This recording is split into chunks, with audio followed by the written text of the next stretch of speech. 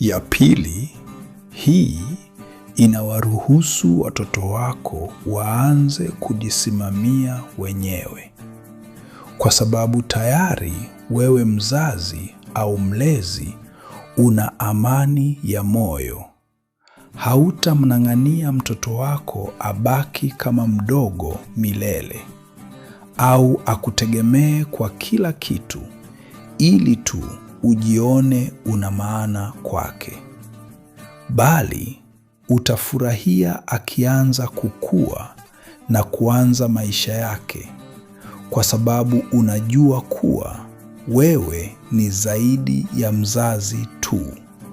Una maisha yako na ndoto zako pia.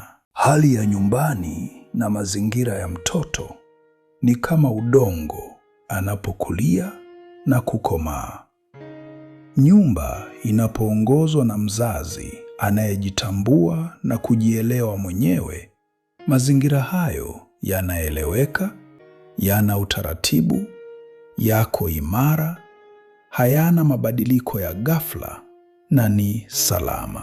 Nyumbani kukiwa na hali ya utulivu, akili ya mtoto inakuwa tayari kujifunza mengi.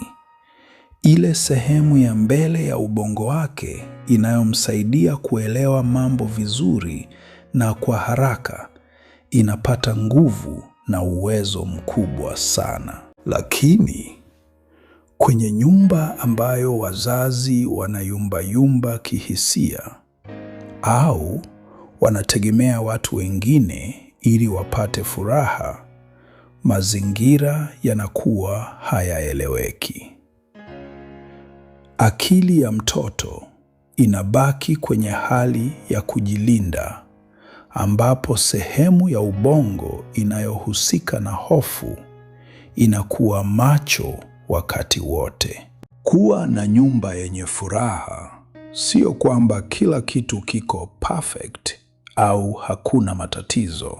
Ina maana tu kuwa wazazi, walezi na watu wazima kwenye hiyo nyumba wanajua jinsi ya kujitengenezea amani na furaha yao wenyewe bila kuwategemea watoto au watu wengine.